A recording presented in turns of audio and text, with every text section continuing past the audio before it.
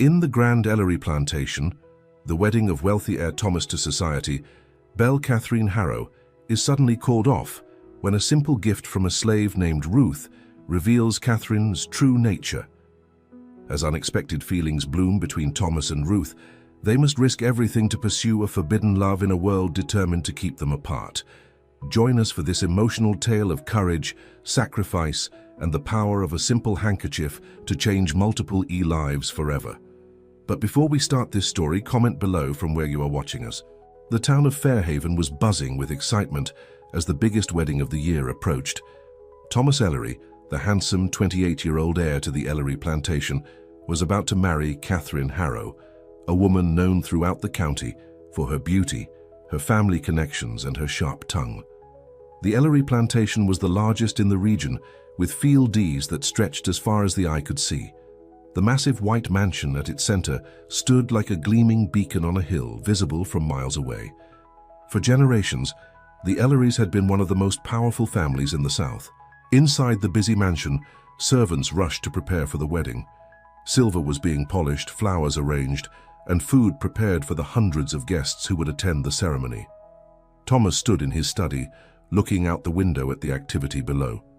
He ran his hand through his dark hair and sighed. This marriage was more of a business arrangement than a love match. His father, before his death 2 years ago, had wanted Thomas to marry Catherine. The union would connect two powerful families and expand the Ellery holdings. "Is everything to your satisfaction, Mr. Thomas?"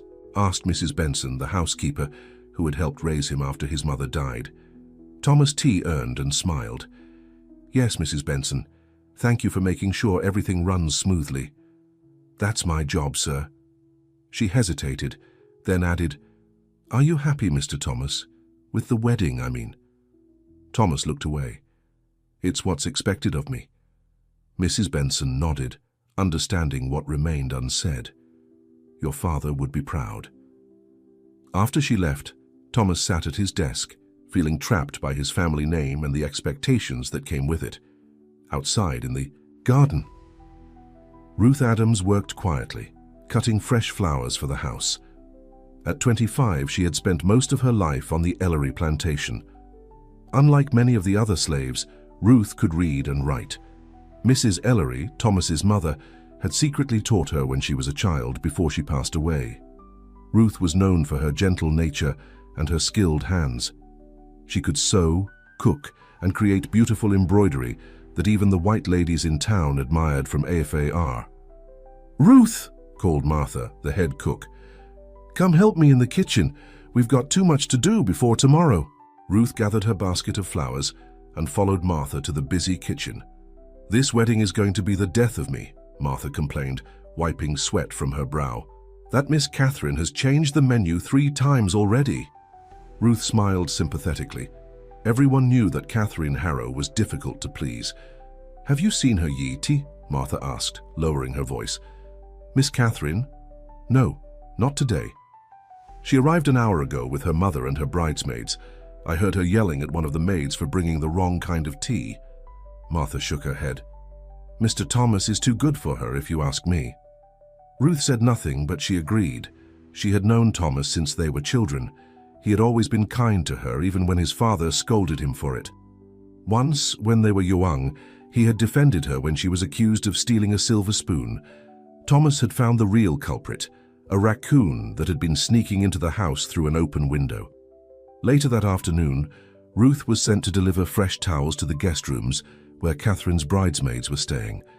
As she approached the main parlor, she heard Catherine's voice. "Can you believe the state of this place? For all their money, you'd think they could hire better help." Ruth paused outside the door, towels clutched to her chest. "But Catherine," said another voice, "it's the largest plantation in the county." "Size isn't everything, darling," Catherine replied with a laugh. "What good is all this land if you have to live so far from civilization? After we're married, I'll convince Thomas to sell this place. We can move to Charleston or even New York." Ruth's heart sank. Thomas loved this land. His family had lived here for generations. Selling it would break his heart. She continued on her way, trying to forget what she had heard. It wasn't her place to interfere in the affairs of the master and his bride-to-be. That evening, After her regular duties were done, Ruth sat in her small room behind the main house. By candlelight, she worked on a special project she had been creating for weeks. A delicate handkerchief embroidered with the initials TNC intertwined with golden thread. It was the finest work she had ever done. Ruth knew it wasn't much compared to the expensive gifts that would be given to the couple, but she wanted to give Thomas something to mark his wedding day. He had always appreciated her needlework, often commenting on the beauty of her stitches. As she worked, she thought about how different life would be with Catherine as the mistress of the house. Thomas had always run the plantation with fairness, treating the slaves with as much kindness as the system allowed, but Catherine was known to be harsh with her servants. The next morning, Ruth woke before dawn to finish her gift. When it was complete, she wrapped it in a small piece of brown paper and tied it with a simple string. Then, gathering her courage, she walked to the main house. The mansion was quiet, with most of the household still asleep. Ruth slipped through the halls until she reached Catherine's door. With a trembling hand, she placed the small package on the floor, then hurried away. Later that morning, as guests began to arrive for the wedding, Ruth was busy helping in the kitchen. The ceremony wouldn't take place until the afternoon, but the house was already filling with people. "Ruth," Mrs. Benson called from the doorway, "I need you to take fresh linens to the guest rooms." Ruth nodded and followed the housekeeper upstairs. As they passed the main parlor, they heard laughter from inside. Catherine's voice rose above the others. "Look at this," she was saying. "Can you believe it?" Ruth glanced through the partially open door and froze. Catherine stood in the center of the room, surrounded by her bridesmaids. In her hand was Ruth's handkerchief, dangling from her fingers as if it was something dirty. "A slave made this," Catherine sneered. "How quaint. Do you suppose she thinks she'll be invited to the wedding next?" The other women laughed, their fancy dresses rustling as they moved closer to inspect the handkerchief. "The stitching is actually quite good," one of them said. Catherine rolled her eyes. "It's pathetic. What am I supposed to do with this? Use it to wipe my horse's nose?" More laughter filled the room. Ruth felt her cheeks burn with shame. She wanted to run, to hide, but her feet seemed rooted to the spot. Then suddenly Thomas appeared in the doorway opposite where Ruth stood. He had obviously heard everything. His face was tight with anger. The room fell silent as he walked forward, his boots loud on the wooden floor. Without a word, he took the handkerchief from Catherine's hand and examined it carefully, running his fingers over the delicate stitches. "She made this for us," he said finally, his voice cold, "with nothing, and you mocked it like it was filtage." Catherine blinked, surprised by his reaction. "Thomas, it was a joke." "The only joke is this wedding," he cut her off. A collective gasp went up from the bridesmaids. Catherine's face flushed red. "What are you saying?" she demanded. Thomas reached into his pocket and pulled out a small diamond ring, the engagement ring he had given Catherine months ago. "I'm saying the wedding is off." He placed the ring on a nearby table, turned and walked out, St. Ill holding Ruth's handkerchief. Ruth quickly stepped back, hiding behind a large vase as Thomas stormed past. Her heart was pounding so hard she was sure everyone could hear it. "Thomas!" Catherine shrieked, following him into the hall. "You can't do this to me! What will people say?" He didn't stop or look back. "They'll say you showed your true nature before it was too late." Ruth slipped away, her mind racing. Had Thomas really just called off his wedding because of how Catherine had treated her gift? It seemed impossible. She hurried back to the kitchen, trying to act normal despite the chaos erupting in the house. Soon everyone would know that Thomas had called off the wedding, and the gossip would spread like wildfire. An hour later, Ruth was gathering linens from the clothesline when she heard footsteps behind her. She turned to find Thomas standing there, still holding her handkerchief. "Ruth," he said softly. "Mr. Thomas." She lowered her eyes. "I'm sorry about the wedding." "Don't be." He stepped closer. "I should thank you." She looked up, confused. "Thank me. You saved me from making the biggest mistake of my life." He held up the handkerchief. "This showed me who Catherine really is, and who you are." Ruth shook her head, not understanding. "I'm just a woman with a kind heart," he interrupted. "A woman who creates beauty even when surrounded by ugliness." He took another step toward her. "I'm not marrying her," he said. "Not when the only woman on this land who knows the meaning of love is you." Ruth's breath caught in her throat. She couldn't believe what she was hearing. This had to be a dream. "Don't say things like that," she whispered. "You don't mean them." "Not really." "I do," Thomas insisted. "I've watched you for years. The way you treat people, the way you care, even when no one cares for you." He reached into his pocket and pulled out another ring, smaller than Catherine's but still beautiful. "This was my mother's," he said. "She always wanted you to have it someday." Ruth stared at the ring, then looked back at Thomas's face. "This is impossible," she said, her voice barely audible. "You're free, Thomas, and I'm not." "Then take the ring," he said, pressing it into her palm. "And when you feel free enough to wear it, I'll be waiting." Before she could respond, shouts came from the direction of the main house. Catherine's father had arrived, and from the sound of it, he was furious about the cancelled wedding. "I have to go deal with this," Thomas said, "but we'll talk later." Ruth watched him walk away, the ring clutched tightly in her hand. Her mind was spinning with confusion and a strange, dangerous hope. Inside the main house, chaos reigned. Guests were being told the wedding was cancelled, and Catherine was having a very public meltdown in the front parlor. "He humiliated me," she screamed at her mother. "After everything we planned." "Calm yourself, Catherine," her mother urged. "People can hear you." "I don't care. I want everyone to know how Thomas Ellery treated me." In his study, Thomas faced Catherine's father, William Harrow, a short, stout man with a face flushed from both anger and too much whiskey. "You've insulted my family," William growled, "breaking off the wedding on the day itself. Do you have any idea what this will do to Catherine's reputation?" "Your daughter showed her true colors," Thomas replied calmly. "I won't apologize for seeing them clearly." "Over a handkerchief? Made by a slave?" William spat the words. "You've lost your mind, boy." Thomas stood his ground. "Perhaps I finally found it." William pointed a finger at Thomas's chest. "You'll regret this.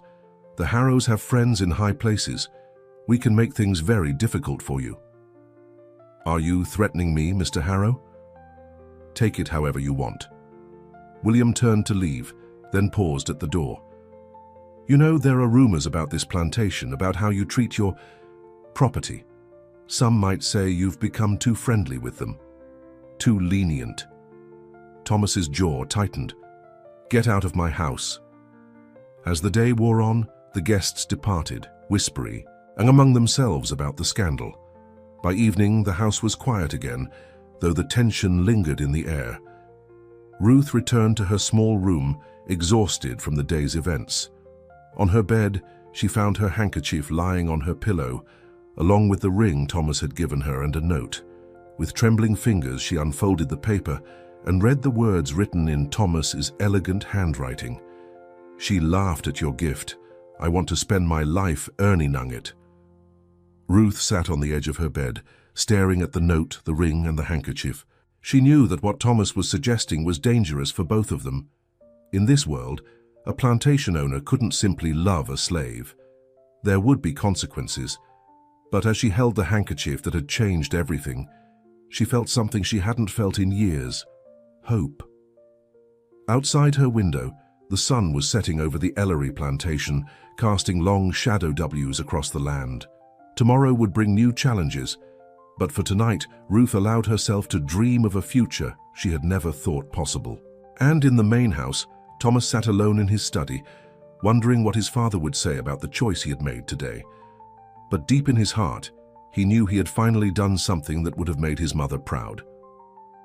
The morning after the cancelled wedding dawned bright and clear, but the mood at Ellery Plantation was anything but sunny. Word had spread quickly through Fairhaven about Thomas calling off his marriage to Catherine Harrow, and the town was buzzing with gossip. Thomas sat at his desk, reading through the pile of notes that had been delivered that morning. Most were from so-called friends expressing their concern about his sudden decision. A few were more direct, with thinly veiled threats from business associates who had connections to the Harrow family. Mrs. Benson knocked on the open door. "Mr. Thomas, Mr. James Wilson is here to see you." Thomas nodded. James was his lawyer and one of the few people he truly trusted. "Send him in." James entered the study, his expression grave. He was a tall, thin man with spectacles that always seemed to be sliding down his nose. "Thomas," he said, shaking his friend's hand, "I came as soon as I heard. The whole town is talking about nothing else." "I'm sure they are," Thomas replied, gesturing for James to take a seat. "Catherine's family will make sure of that." James adjusted his spectacles. "You need to understand the seriousness of what you've done. The Harrows are not people you want as enemies." "I couldn't go through with it, James. Not after what I saw." "A handkerchief? That's what this is about?" James leaned forward. "Thomas, be reasonable. Marriages in our circle are about alliances, not love." Guess Thomas stood and walked to the window. "My father would have said the same thing, but I'm not my father. Clearly not." James sighed. "William Harrow is already spreading rumors about you. Ugly ones." "What kind of rumors?" James hesitated. "That you've become too familiar with your slaves, that you treat them as equals." Thomas's jaw tightened. "And is that such a terrible thing?" "You know it is, in the eyes of society." James lowered his voice. "There's more. He's suggesting that there's a particular slave girl who caught your attention. That's why you called off the wedding." Thomas turned sharply. "He has no proof of anything. He doesn't need proof, just suspicion." James stood and approached his friend. "Thomas, I've known you since we were boys. I can see there's something you're not telling me." For a moment, Thomas considered confiding in James about his feelings for Ruth, but he couldn't risk it, not even with an old friend. "The Harrows can spread whatever rumors they like," he said finally. "I know the truth." James nodded, recognizing that Thomas wasn't ready to talk. "Just be careful. These are dangerous times to be seen as different." After James left, Thomas remained in his study, thinking about what his friend had said. The situation was more precarious than he had realized.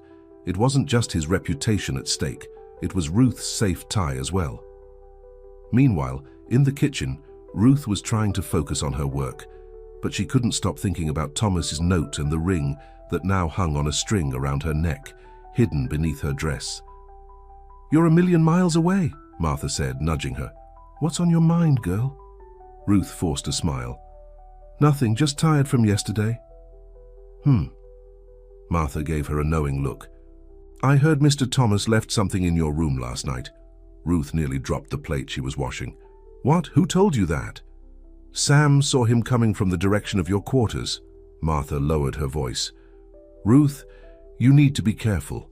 Whatever's happening between you and the master—" "Nothing is happening," Ruth interrupted, even as her hand unconsciously reached for the ring beneath her dress.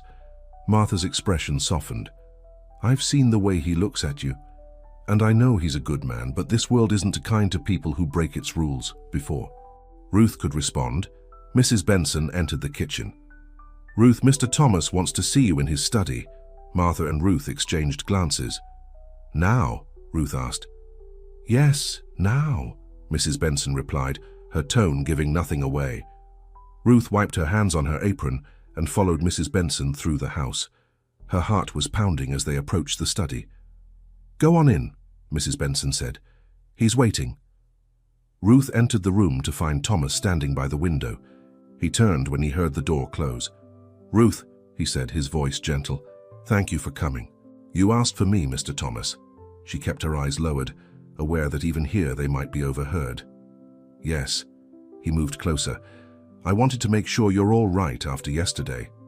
"I'm fine," she said. "But people are talking." Thomas nodded. "I know. James Wilson just left. He told me what the Harrows are saying in town." Ruth looked up, alarmed. "What are they saying?" "Nothing that need concern you." He paused. "Did you find what I left for you?"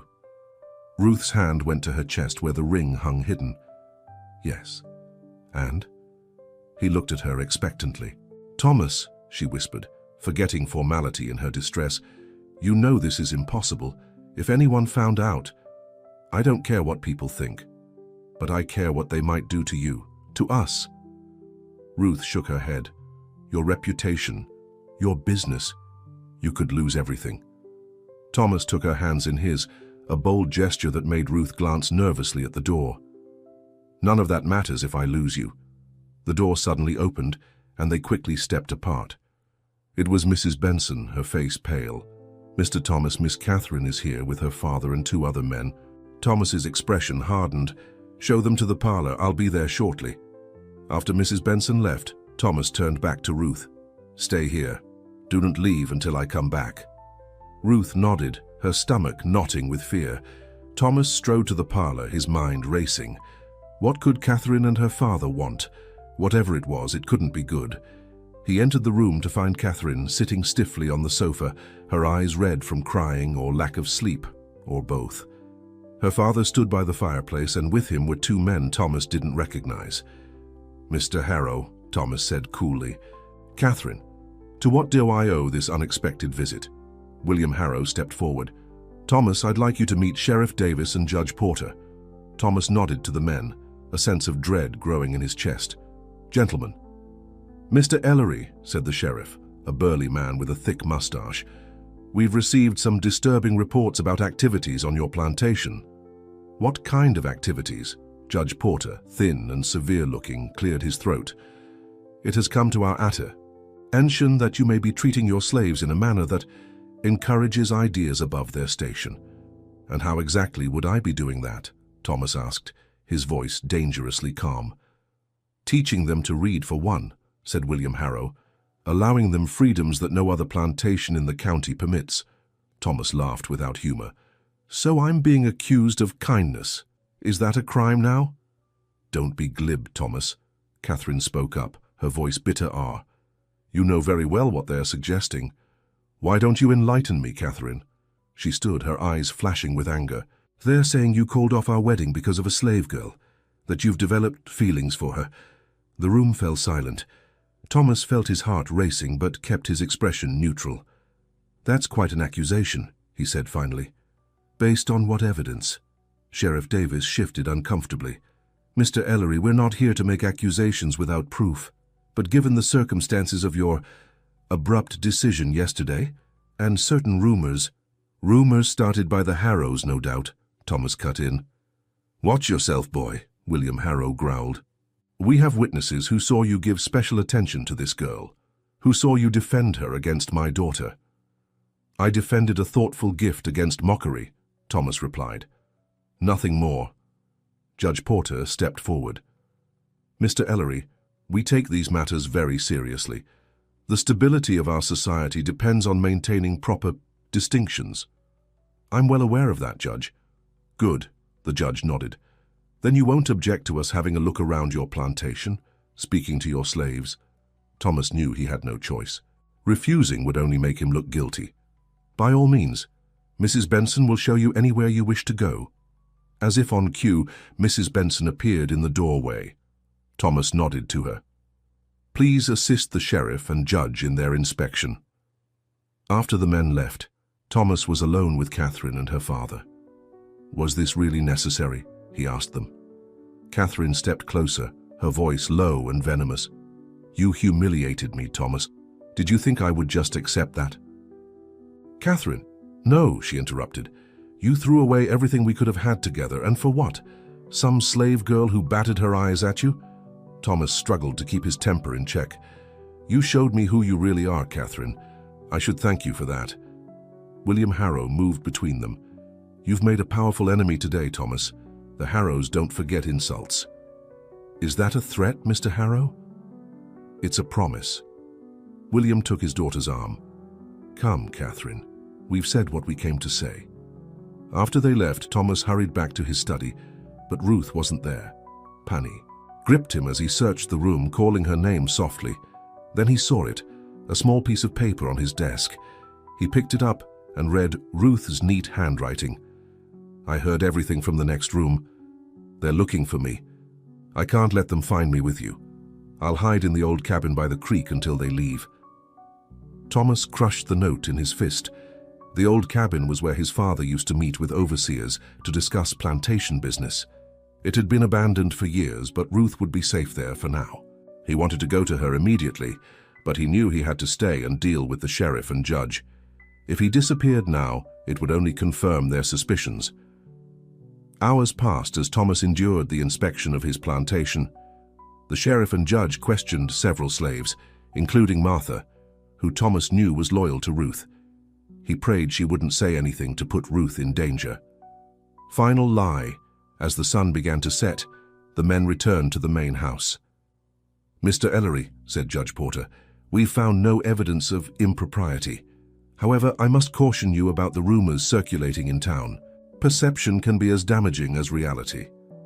"I understand, Judge. Thank you for your concern." After they left, Thomas waited until the house settled for the night before slipping out to the old cabin. The path was dark, lit only by the half-moon over He-Ad. He carried a small lantern, carefully shielded to prevent anyone from seeing its light from a distance. The cabin was small, just one room with a fireplace and a few pieces of broken furniture. Thomas pushed open the door, whispering Ruth's name.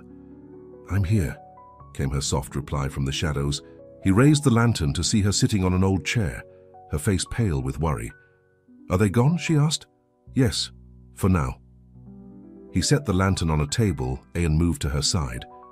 "Ruth, I'm so sorry. I never meant to put you in danger. It's not your fault." She looked up at him, her eyes reflecting the lantern light. "But Thomas, you see now why this can't happen.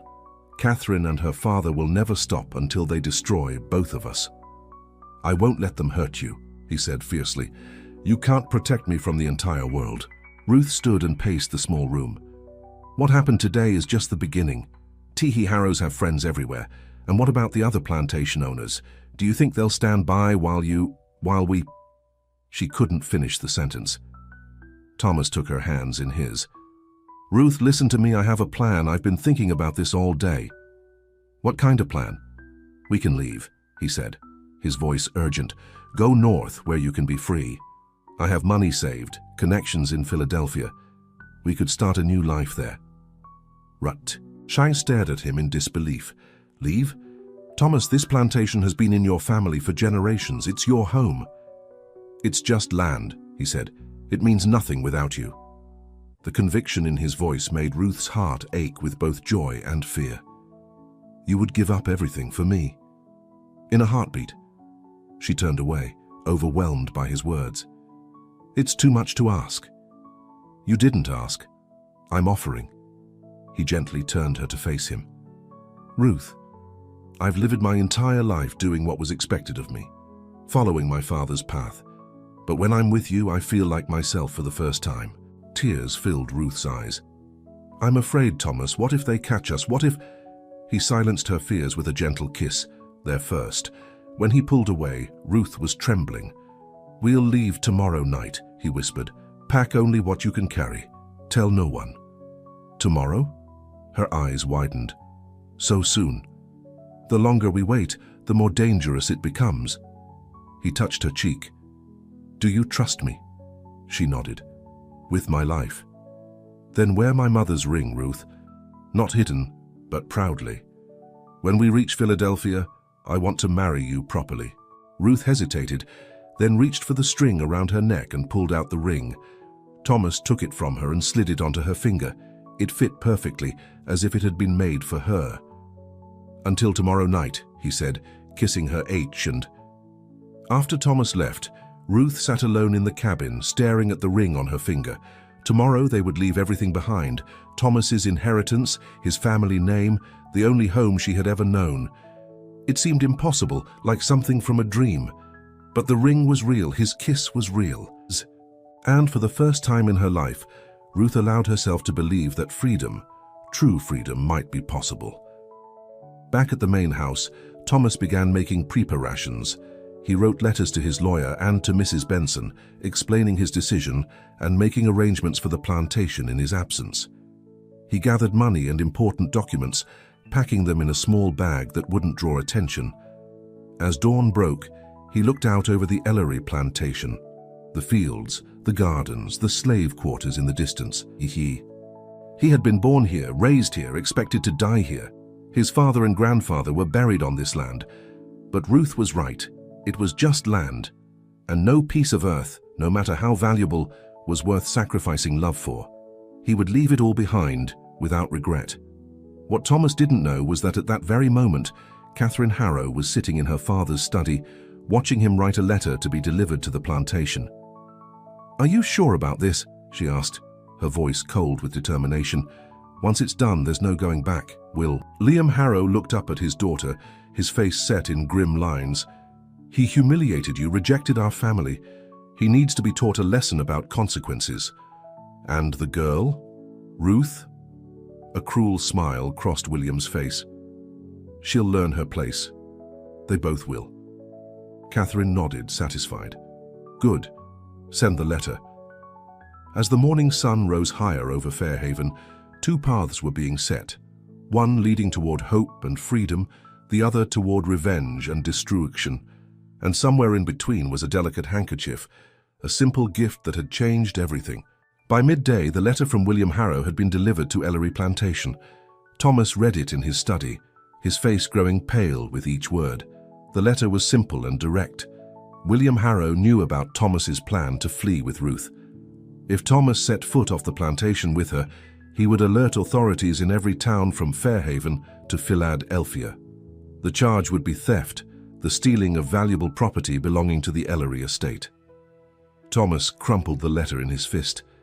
How had Harrow found out? Who had betrayed them? He paced the study, his mind racing. The plan was compromised, but he couldn't give up. He and Ruth would still leave, but they would need a different route, a different destination. What Thomas didn't realize was that the greatest danger wasn't coming from William Harrow W., but from much closer to home. Someone who had overheard his conversation with Ruth and was now planning to ensure they never made it out of Fairhaven alive. As evening approached, Thomas made his way to the old cabin to meet Ruth. His mind was still reeling from William Harrow's threatening letter. How could he have known about their plans to leave? Thomas had told no one, and he was certain Ruth hadn't either. The cabin door creaked as he pushed it open. Ruth was sitting by the window, watching the path that led back to the main house. "Thomas," she said, standing quickly, "I was worried you wouldn't come." He crossed the room and took her hands in his. "Nothing could keep me away. But we have a problem." Ruth's face fell. "What is it?" Thomas pulled the crumpled letter from his pocket and handed it to her. "Harrow knows about our plan. Someone told him." Ruth read the letter, her hands trembling. "But Waho would—" "I don't know," Thomas interrupted.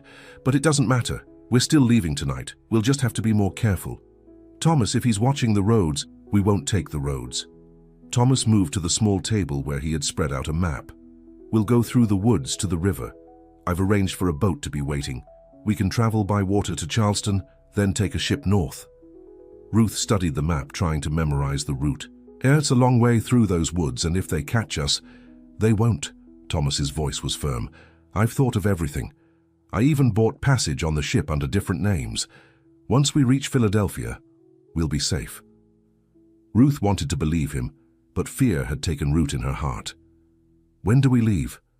"Midnight. Pack only what you can carry in one bag." He reached into his pocket and pulled out a small pistol. "Take this." Ruth stared at that weapon. "Thomas, I can't—" "Just in case," he insisted. "I pray you won't need it, but I'll feel better knowing you have it." Reluctantly, she took the pistol and tucked it into the pocket of her dress. "I need to go back to the house now," Thomas said. "There are a few more things I need to arrange. Meet me here at midnight, and we'll leave together." He kissed her gently, then turned to go. "Thomas," Ruth called after him, "be careful." He nodded and slipped out into the gathering darkness. Back at the main house, Thomas found Mrs. Benson waiting for him in his study. "Mr. Thomas," she said, her voice low with concern, "there's something you should know." "What is it?" "One of the kitchen boys overheard you and Ruth talking in here yesterday about leaving." Thomas felt his blood run cold. "Who?" "Jimmy, the new boy." Mrs. Benson wrung her hands nervously. "I don't think he meant any harm, but he told Martha and who did Martha tell?" Thomas demanded. Mrs. Benson looked away. "Mr. Jenkins." Thomas cursed under his breath. Jenkins was his overseer, a man who had worked for the Ellery family for 20 years. He had never approved of Thomas's soft treatment of the slaves. "Where is Jenkins now?" "He rode into town this morning. Came back a few hours ago." Mrs. Benson hesitated. "He was seen talking to one of Mr. Harrow's men." Everything fell into place. Jenkins had betrayed them to the Harrows. "Thank you, Mrs. Benson," Thomas said, his mind already racing ahead to what this meant for their plans. "You've always been loyal to this family." "I'm loyal to you, Mr. Thomas," she corrected him. "Your father was a hard man, but your mother had a good heart, like you." Thomas smiled sadly. "I'm going to need your help one last time." "Anything. Make sure Jenkins is occupied tonight. Keep him away from the old cabin and the path to the river." Mrs. Benson nodded. "Consider it done." After she left, Thomas finished his preparations. He wrote a final letter to his lawyer, instructing him to sell the plantation and distribute half the proceeds among the slaves as payment for their freedom. The other half would be waiting for Thomas and Ruth in Philadelphia. It was a radical plan, one that would shock the entire county. But Thomas was beyond caring about S.C. Andal now. All that mattered was getting Ruth safely away from Fairhaven. As the clock struck 11, Thomas gathered his bag and prepared to leave the house for the last time. He took one final look around his study, at the portraits of his parents on the wall, at the books and papers that had filled his days. Then he heard a sound, footsteps in the hallway too heavy to be Mrs. Benson's. The door burst open and Jenkins stood there, a rifle in his hands. "Going somewhere, Mr. Ellery?" he asked, his thin lips curved in a mocking smile. Thomas kept his voice calm. "What do you want, Jenkins?" "Justice," the overseer replied. "You've forgotten your place, just like that slave girl has forgotten hers. Step aside," Thomas ordered. "That's still my name on the deed to this plantation." Jenkins laughed. "Not for long. Mr. Harrow has made me a generous offer to help him teach you a lesson, and once you're out of the way, he'll buy this place for half what it's worth." Thomas's mind raced. He needed to get to Ruth to warn her. "Whatever Harrow's paying you, I'll double it." Too late for that. Jenkins raised the rifle. "I'm not here to negotiate." "You're going to shoot me? In my own house?" Thomas took a step forward. "You'll hang for that." Doubt flicky red in Jenkins's eyes. "Not if it looks like an accident, or better yet, like you were killed by that slave girl you're so fond of." Thomas realized then the full extent of the plan. Jenkins and Harrow weren't just trying to stop him from leaving, they were setting Ruth up to take the blame for his murder. With a sudden lunge, Thomas knocked the rifle aside. It went off with a deafening bang, the bullet splintering the wood of the doorframe. The two men grappled, crashing into furniture as they fought for control of the weapon. Jenkins was stronger, but Thomas was fighting for his life, and Ruth's. With a desperate surge of energy, he twisted the rifle out of Jenkins's grasp and slammed the butt of it into the overseer's temple. Jenkins crumpled to the floor, unconscious but still breathing. Thomas stood over him, his chest heaving. The gunshot would have been heard throughout the house. He had no time to low-see. Grabbing his bag, he ran from the study and out the back door. He needed to reach Ruth before Jenkins regained consciousness or someone came to investigate the gunshot. Meanwhile, at the old cabin, Ruth was packing the few possessions she wanted to take with her. A small wooden box containing a ribbon that had belonged to her mother, a book that Mrs. Ellery had given her years ago, and the handkerchief that had changed everything. She heard the gunshot in the distance and froze. It had come from the direction of the main house. "Thomas," she whispered, fear gripping her heart. Should she run to help him? No. He had told her to wait here. But what if he was hurt? What if he couldn't make it to the cabin? Ruth paced the small room, torn between staying and going to find Thomas. The pistol felt heavy in her pocket, a constant reminder of the danger they faced. Then she heard footsteps outside. Relief flooded through her as she ran to the door, expecting to see Thomas. But it wasn't Thomas who stood there. It was Catherine Harrow. "Well," Catherine said, her voice dripping with contempt, "so this is where you've been hiding." Ruth stepped back, her hand instinctively moving toward the pistol in her pocket. "Miss Catherine, what are you doing here?" "Looking for you, of course." Catherine stepped into the cabin, her expensive dress out of place in the rustic surroundings. "Did you really think you could steal him from me?" "I didn't steal anything," Ruth replied, trying to keep her voice steady. Thomas made his own choice. Thomas, Catherine repeated, laughing bitterly. How easily his name falls from your lips, as if you have the right to speak it. Please leave, Ruth said, backing away as Catherine advanced further into the cabin. Not without you. Catherine's smile was cold. My father and Mr. Jenkins has a special plan for you, a lesson in knowing your place. Ruth's fingers closed around the pistol. I'm not going anywhere with you. Oh, I think you are. Catherine reached into her cloak and pulled out a small revolver. You see, I came prepared. Ruth stared at the weapon, her heart pounding. What have you done to Thomas? Nothing yet, Catherine replied. But by morning, he'll be accused of murdering you in a lover's quarrel. Jenkins is taking Kari of everything. Horror washed over Ruth as she realized what Catherine was saying. They planned to kill her and frame Thomas for her murder.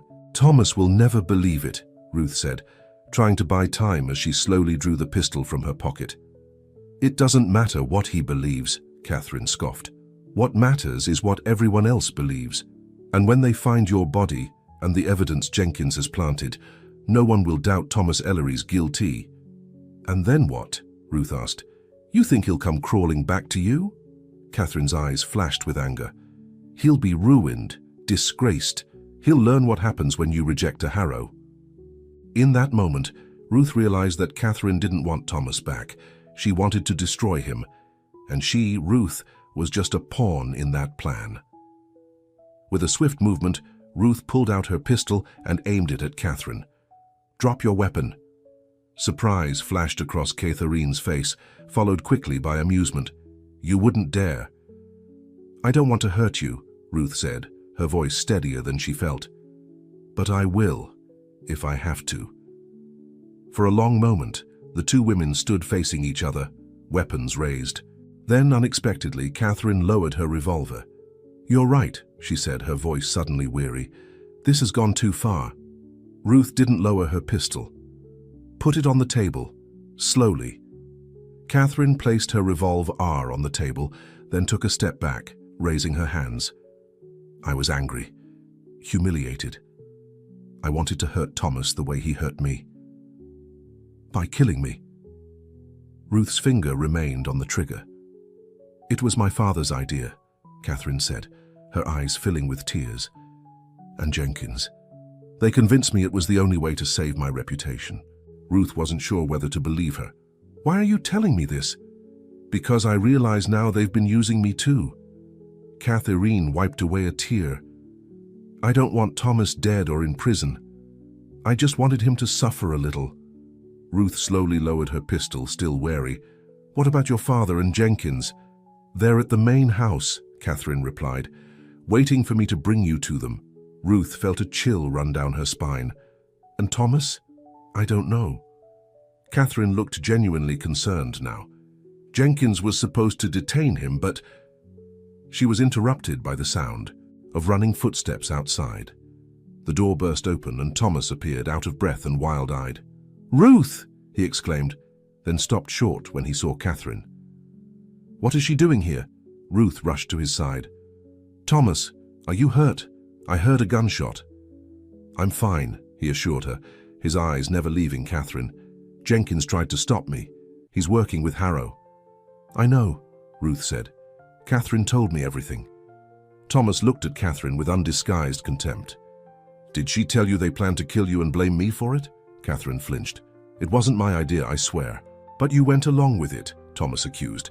Just like you go along with everything your father says. Thomas, we don't have time for this, Ruth interrupted. We need to leave now, before Jenkins wakes up or Mr. Harrow comes looking for Catherine. Thomas nodded. You're right. He turned to Catherine. What are you going to do? For a moment, Catherine looked lost, like a child who had wandered too far from home. Then her expression hardened. Go, she said. Leave Fairhaven. I'll tell my father you overpowered me and escaped. Thomas studied her face, searching for deception. Why would you help us? I'm not helping you, Catherine replied coldly. I just don't want your blood on my hands. Ruth touched Thomas's arm. We should trust her. It's our only chance. After a moment's hesitation, Thomas nodded. Fine, but if you betray us— I won't, Catherine interrupted. Just go. Now. Thomas took Ruth's hand, and together they slipped out of the cabin into the darkness. The night was clear, the stars providing just enough light to see the path ahead. This way, Thomas whispered, leading Ruth toward the river. We need to move quickly. They ran through the woods, every sound making them jump, the hoot of an owl, the snap of a twig under their feet. Ruth's heart was pounding so hard she thought it might burst from her chest. Behind them in the cabin, Catherine waited until they were gone before picking up her revolver from the table. She stared at it for a long moment, then tucked it back into her cloak. Goodbye, Thomas, she whispered to the empty room. Then she turned and walked out into the night. Thomas and Ruth reached the river just as the moon rose above the trees. A small rowboat was tied to a tree, just as Thomas had arranged. Get in, he told Ruth, helping her into the boat. I'll row us downriver to where the larger boat is waiting. As they pushed away from the shore, Ruth looked back at the dark outline of the woods they had just fled through. Do you think Catherine will keep her word? She asked. I don't know, Thomas admitted, but we have a good head start. He rowed steadily, the oars cutting through this high water with barely a sound. The current helped carry them downstream, away from Fairhaven and everything they had known. Ruth watched Thomas's face in the moonlight, strong and determined. She thought about everything he was giving up for her, his home, his inheritance, his position in society. It was almost too much to bear. Thomas, she said softly, are you sure about this? It's not too late to go back. He paused in his rowing to look at her. Do you want to go back? No, she said quickly, but I worry that someday you'll regret leaving it all behind. Thomas shook his head. The only thing I would regret is losing you. He resumed rowing, and Ruth fell silent, her heart full of emotions she couldn't put into words. After what seemed like hours, they reached a bend in the river where a larger boat was moored. A man stood on the deck waiting for them. Mr. Ellery, he called softly as they approached, right on time. Captain Miller, Thomas replied. Thank you for waiting. The captain helped them aboard and quickly stowed their bags. We should get moving. The tide won't wait. As the boat pulled away from the shore, Ruth stood at the rail watching the dark landscape slip past. Somewhere behind them was the Ellery plantation, the only home she had ever known. Ahead lay an uncertain future, full of both promise and danger. Thomas came to stand beside her, putting his arm around her shoulders. Are you cold? A little, she admitted. He took off his coat and draped it around her.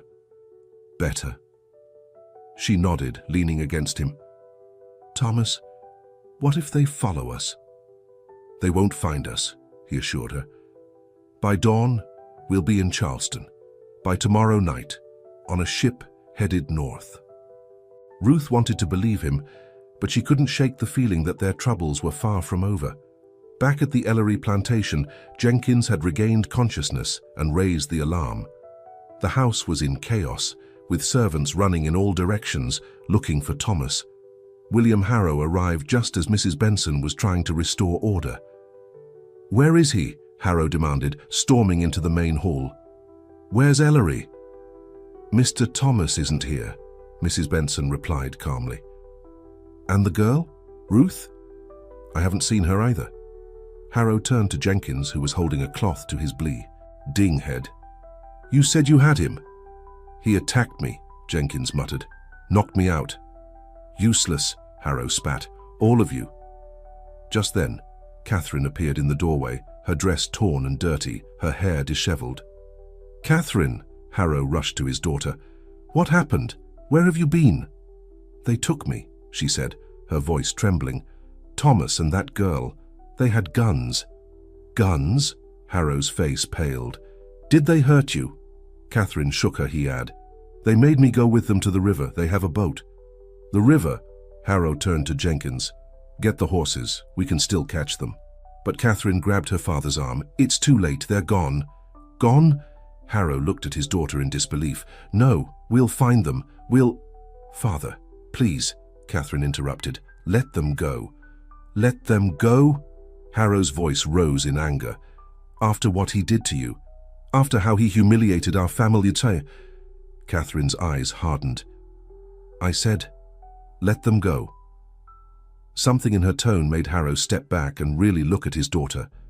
For the first time, he saw not just the beautiful, obedient girl he had raised, but a woman with a will of her own.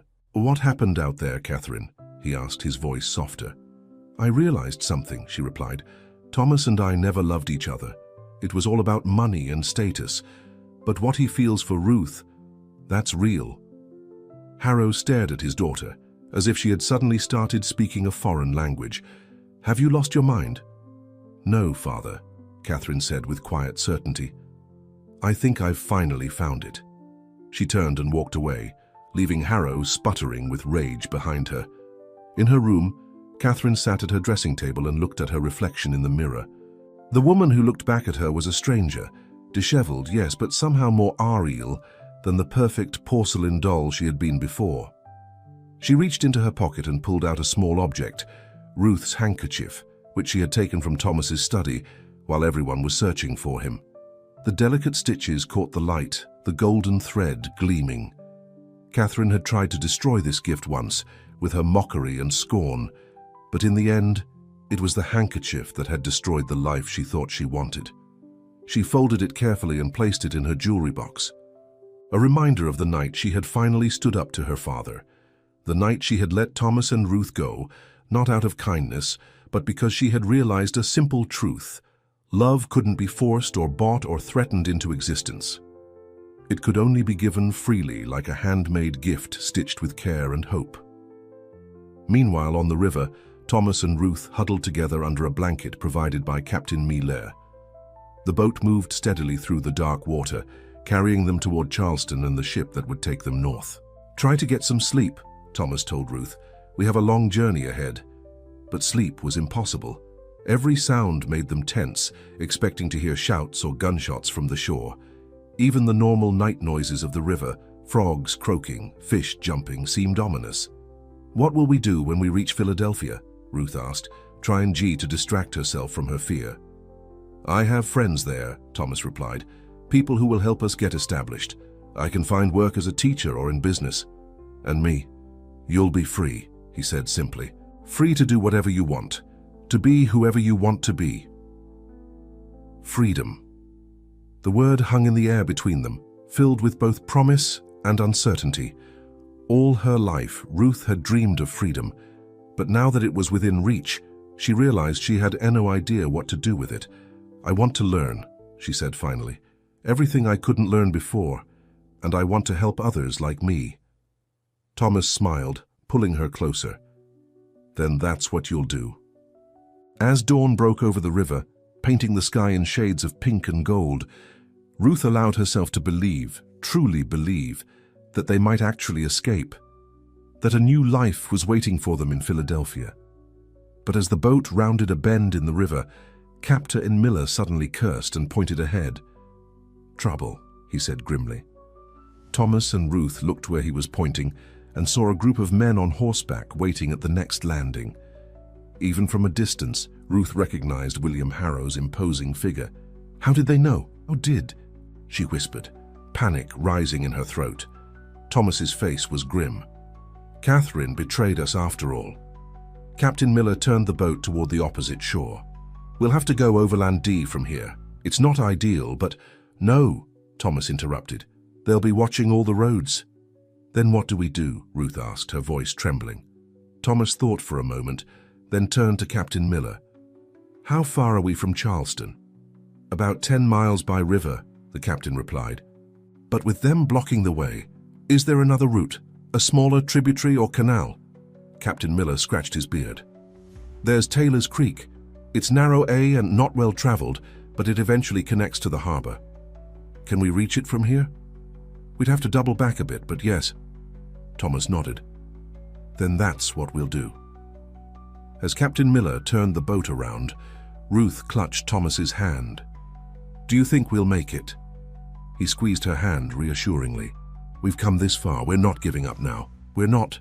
But as they navigated back upriver, looking for the entrance to Taylor's Creek, Ruth couldn't shake the feeling that their pursuers were closing in, and that someone close to them had betrayed their trust.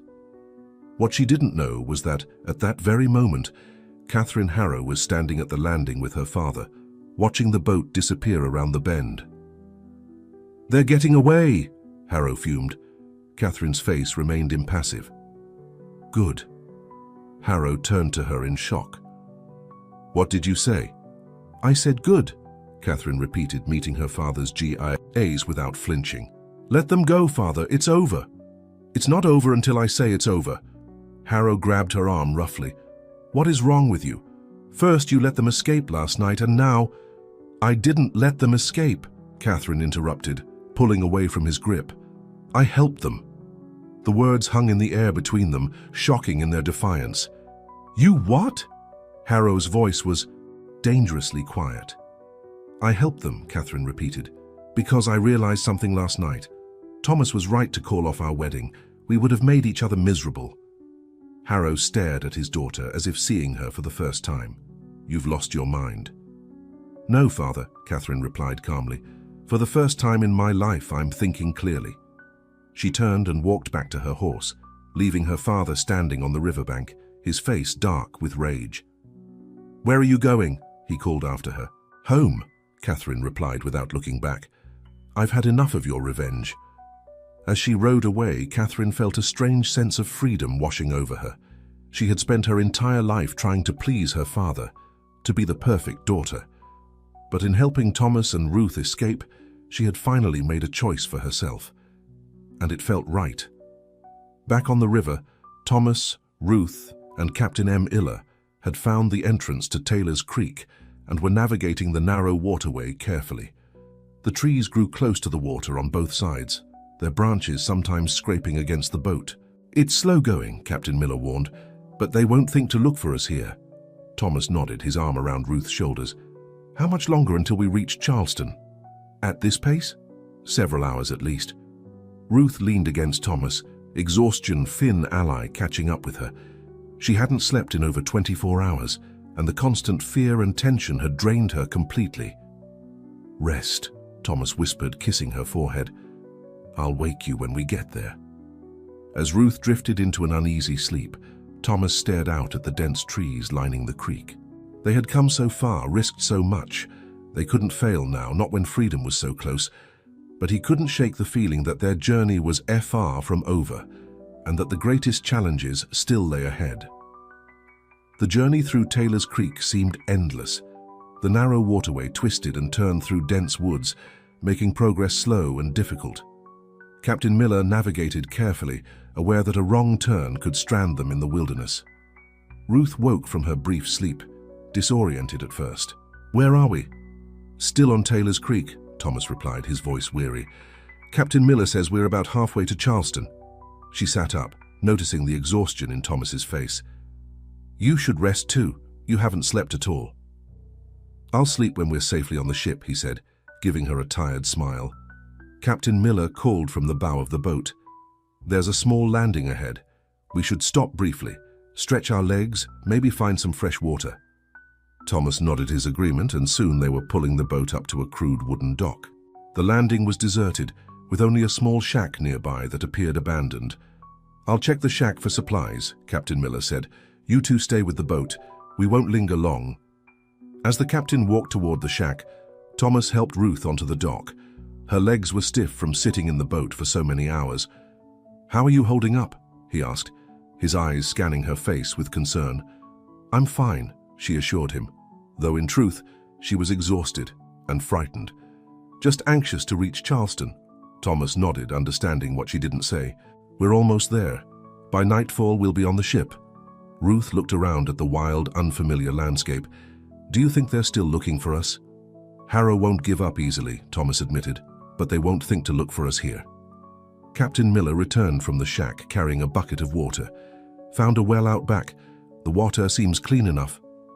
They drank gratefully, then refilled their canteens for the journey ahead. Thomas insisted they eat something, dried beef and hard bread from the supplies Captain Miller had brought.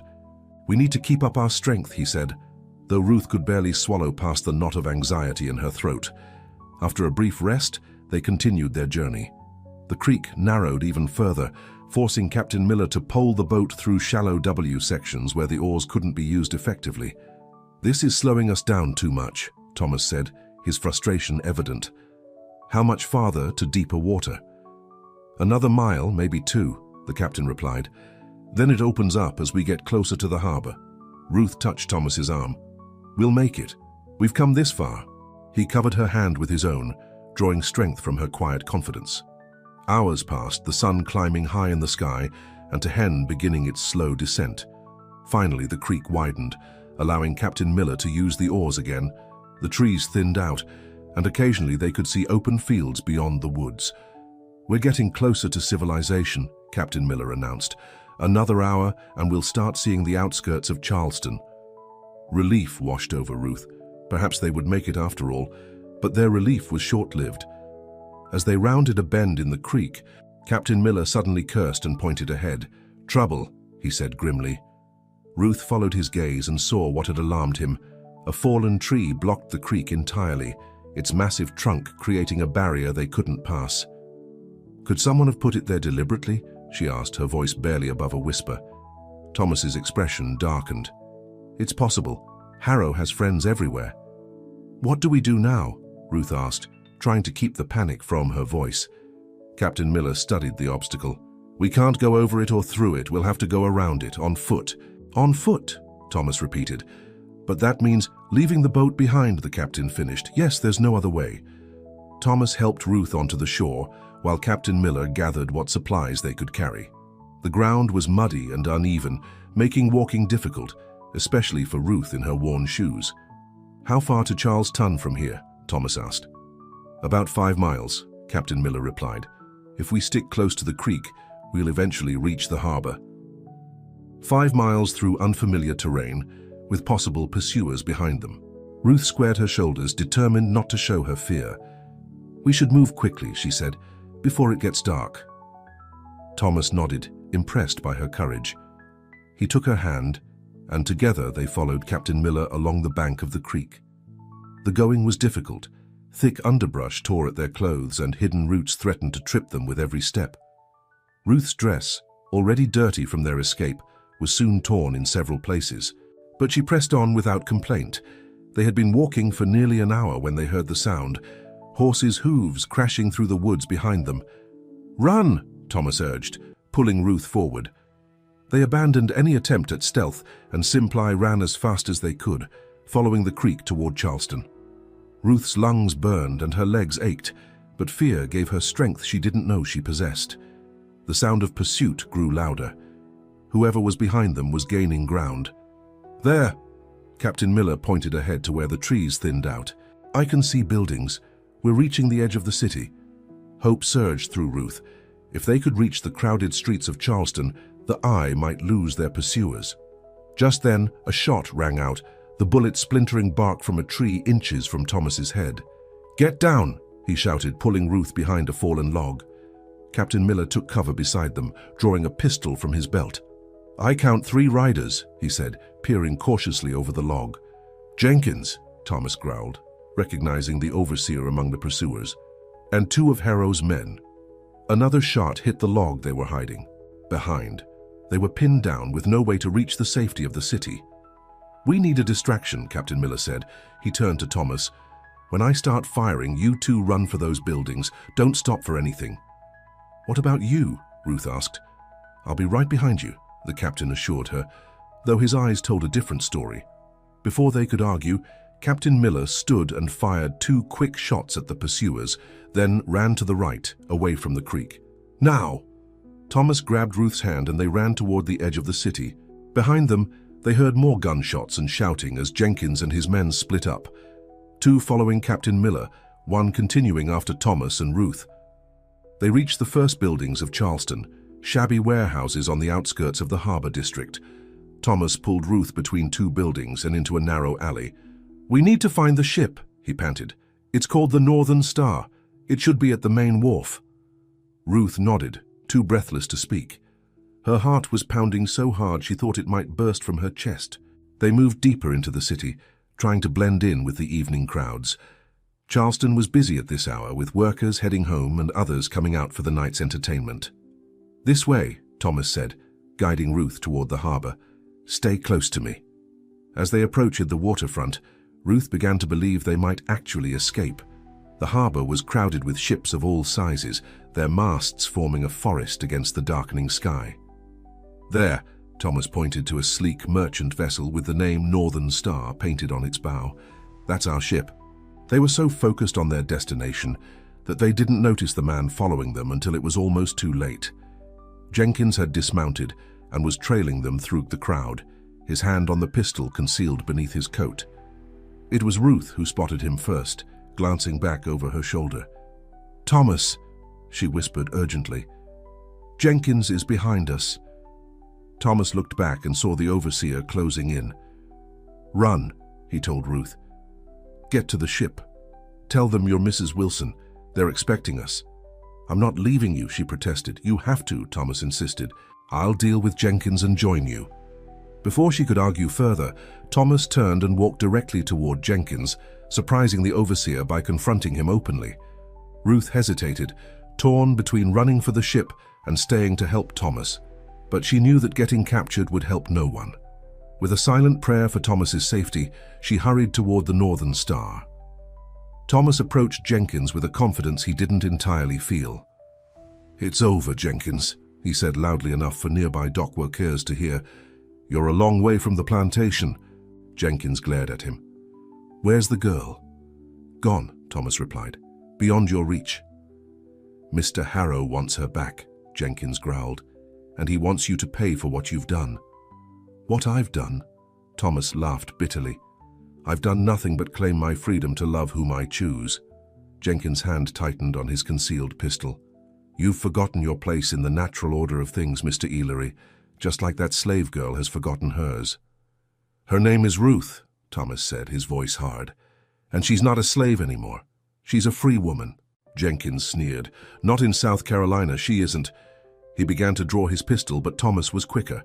With a sudden lunge, he grabbed Jenkins's arm, forcing it upward just as the gun went off. The shot went wild, sparking panic among the people on the dock. "Murder!" Thomas shouted. "This man tried to kill me!" Several dock workers rushed forward, grabbing Jenkins before he could fire again. The overseer struggled, but he was quickly overwhelmed. "He's wanted for attempted murder," Thomas told the men holding Jenkins. "There's a reward for his capture." It was a lie, but it ensured that Jenkins wouldn't be released anytime soon. While the men argued over who would claim the reward, Thomas slipped away toward the Northern Star. Ruth was waiting anxious lie at the gangplank, relief flooding her face when she saw him approaching. "Thomas, you're all right." "I'm fine," he assured her. "Jenkins has been detained. We need to board quickly before anyone else comes looking for us." The ship's captain, a weather-beaten man named Harrison, greeted them at the top of the gangplank. "Mr. and Mrs. Wilson, I presume?" he said, eyeing their disheveled appearance. Thomas nodded. "Yes, we're ready to depart." "What about your guide, Captain Miller?"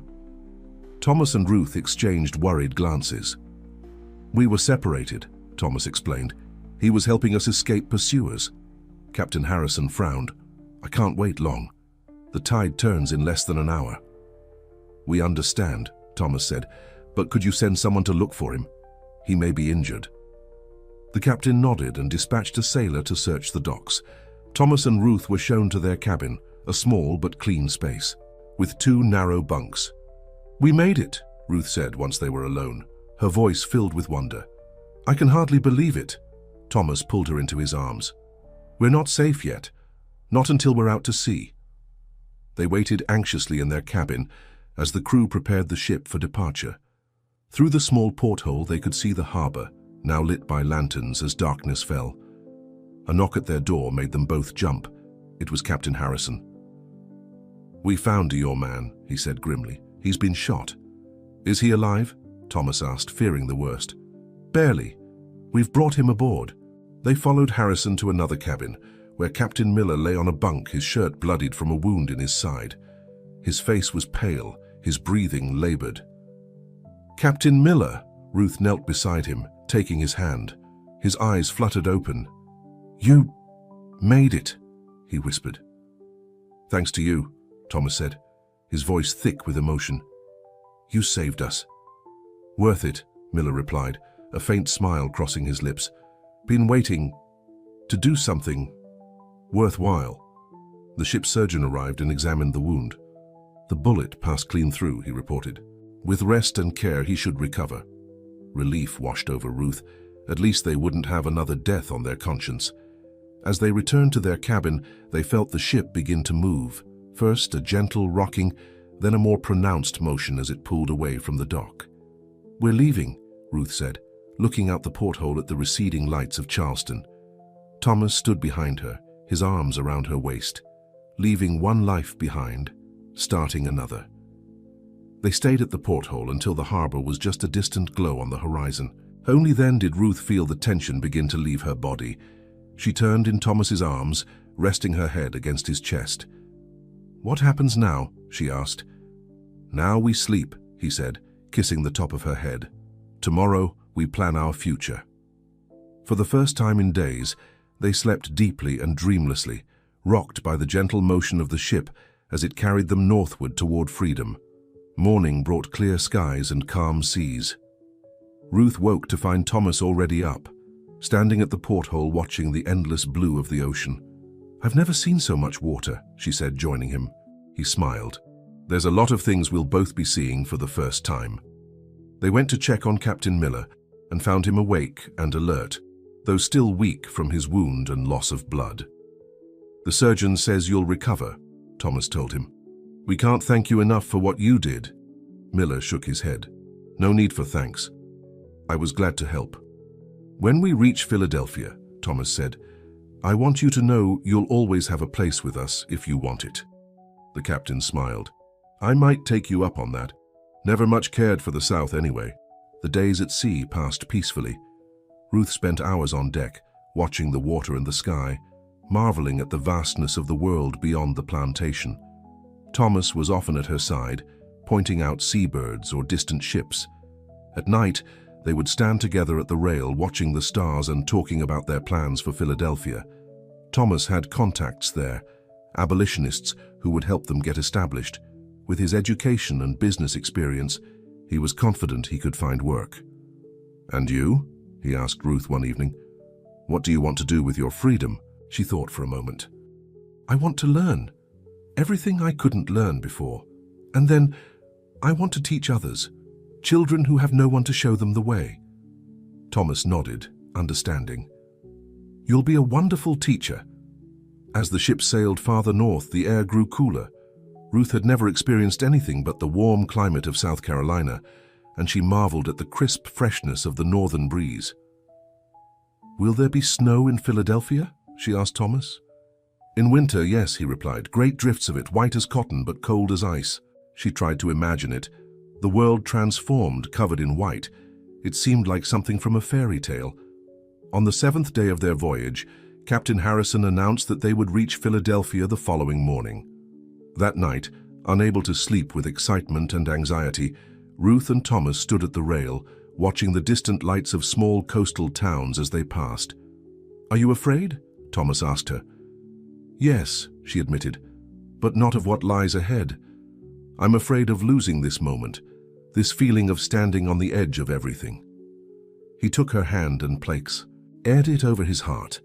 Whatever comes, we face it together. Morning brought the sight they had been waiting for, the bustling port of Philadelphia, with its forest of masts and busy wharves. As the Northern Star docked, Ruth felt a strange mixture of elation and terror. This was it, the beginning of their new life. They gathered their few belongings and prepared to disembark. Captain Miller, still weak, but recovering, insisted on seeing them off. You take care of each other, he said, shaking Thomas's hand and kissing Ruth's cheek. I'll find you when I'm back on my feet. As they walked down the gangplank, Ruth gripped Thomas's hand tightly. The wharf was crowded with people of all kinds, merchants, sailors, dockworkers, passengers arriving and departing. Where do we go first? She asked, feeling overwhelmed by the noise and activity. To meet a friend, Thomas replied. He's expecting us. They made their way through the crowded streets of Philadelphia, Ruth's eyes wide as she took in the sights of the bustling northern city. It was so different from the small town of Fairhaven, bigger, louder, more diverse. Thomas led her to a modest house on a quiet street lined with trees. A sign on the door read, "Dr. William Cooper, physician." A tall, grey-haired man answered their knock, his kind face breaking into a smile when he saw Thomas. "Thomas Ellery," he said warmly. "Or should I say, Mr. Wilson?" "William." Thomas embraced the older man. "It's good to see you." Come in," Dr. Cooper ushered them inside. "You must be Ruth," he said, taking her hand gently. "Thomas wrote to me about you." Ruth nodded, somewhat shy in the presence of this distinguished-looking gentleman. "You're safe here," Dr. Cooper assured her. "My house has sheltered many travelers on their journey to freedom." He showed them to a comfortable room on the second floor, where they could rest and refresh themselves after their long journey. "We have much to discuss," Dr. Cooper told them. "But first, you need food and rest. We'll talk tomorrow." After he left, Ruth sat on the edge of the bed, suddenly overwhelmed by the reality of their situation. They had made it to Philadelphia, but they were still fugitives in a sense. Thomas for helping her escape, she for being a runaway slave. "What are you thinking?" Thomas asked, sitting beside her. "That we can never go back," she said softly. "That everything I've ever known is behind me." "Do you regret it?" She looked at him, at the face that had become so dear to her. "No. I would choose this. Choose you 1,000 times over." He took her hand, running his thumb over the ring that had been his mother's. "In a few days we can be properly married, if that's still what you want." "It is," she said without hesitation. "More than anything." The next few days passed in a blur of activity. Dr. Cooper introduced them to his circle of abolitionist friends, who helped Thomas establish a new identity as Thomas Wilson, a businessman from Boston. With their assistance, he secured a position teaching at a small school for freed slaves and the children of abolitionists. Ruth, meanwhile, began her own education in earnest. Dr. Cooper's wife, Sarah, a former teacher, took her under her wing, helping her improve her reading and introducing her to subjects she had never been allowed to study: history, mathematics, science. 2 weeks after their arrival in Philadelphia, Ruth and Thomas were married in a simple ceremony in Dr. Cooper's parlor, with a small group of their new friends as witnesses.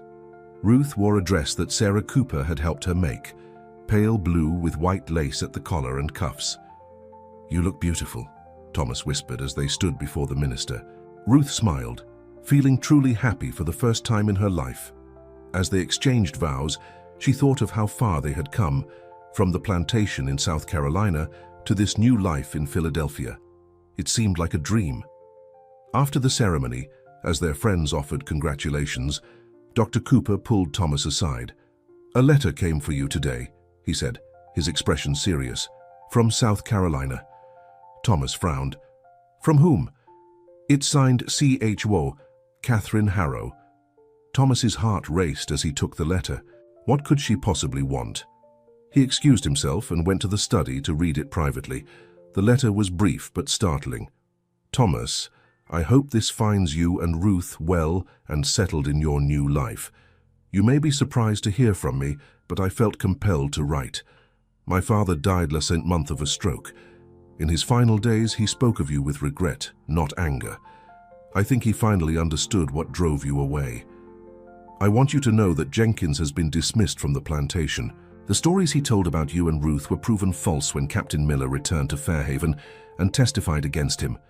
The enclosed document is the deed to the Ellery plantation, which I purchased from your lawyer at your instruction. I am freeing the slaves and converting the land to paid labor. It seems fitting that the place where your journey with Ruth began should become a symbol of the change you both fought for.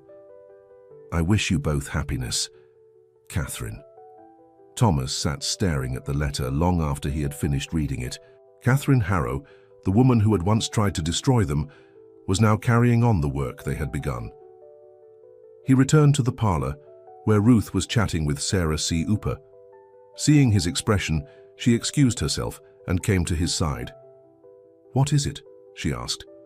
Wordlessly, he handed her the letter. She read it slowly, her eyes widening. "Catherine did this," she asked in disbelief. Thomas nodded.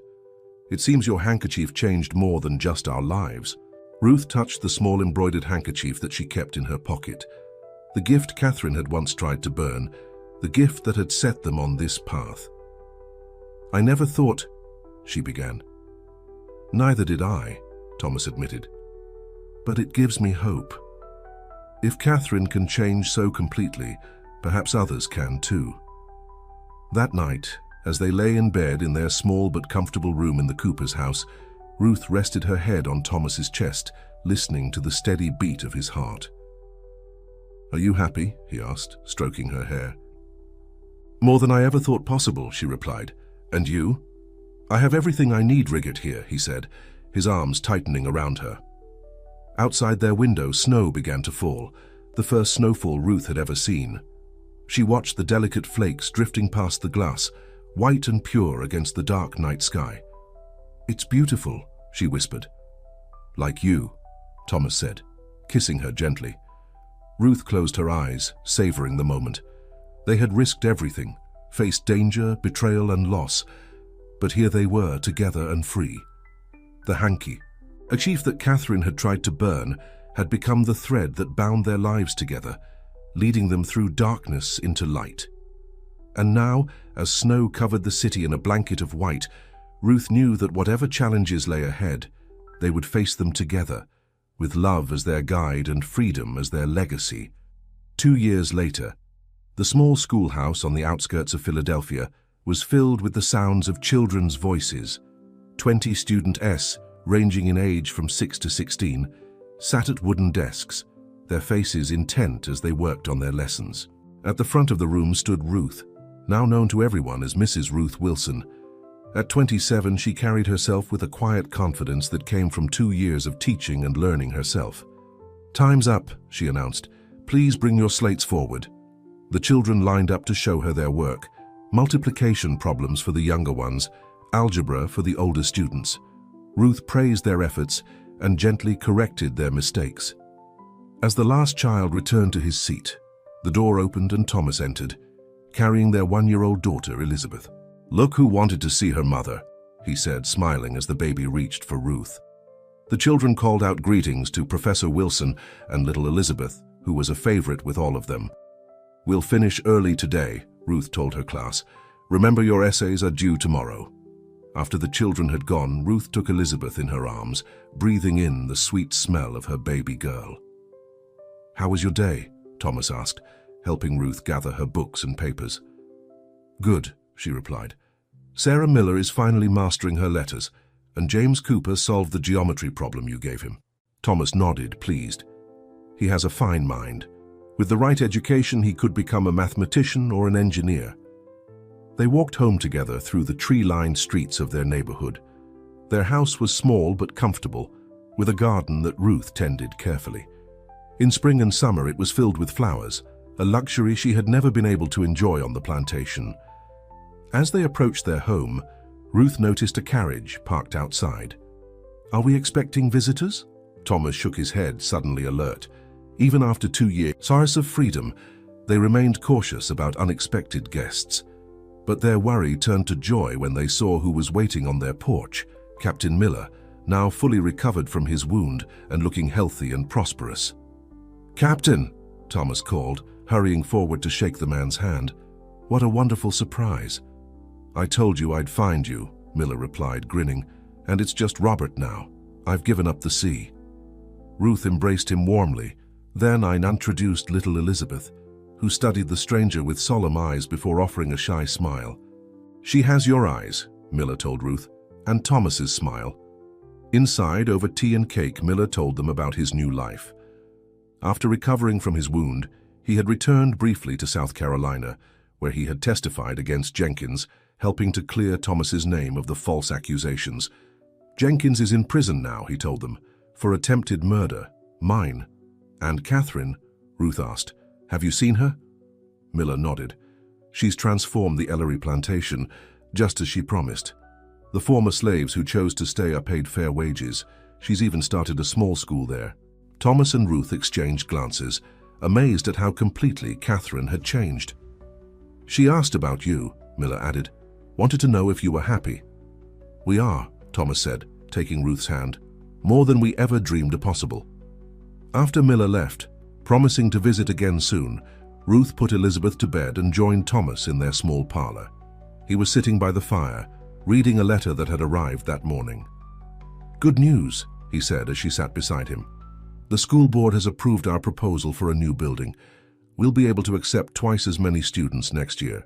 Ruth smiled, leaning against his shoulder. "Sometimes I can hardly believe this is real, that we made it here, that we have all this." Thomas set aside the letter and put his arm around her. "It's real. We made it real together." She thought of the handkerchief, now framed and hanging on their bedroom wall, the simple gift that had changed everything. "From such a small thing," she mused. "Who would have thought it would lead us here?" "I would," Thomas said, kissing her softly, "because it came from your heart, and your heart is the strongest, most beautiful thing I've ever known."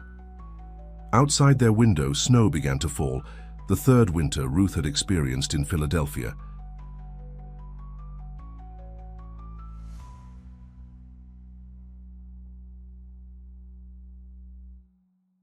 They had found their place in the world, a place where they could love freely, teach openly, and raise their daughter without the shadow of slavery hanging over them.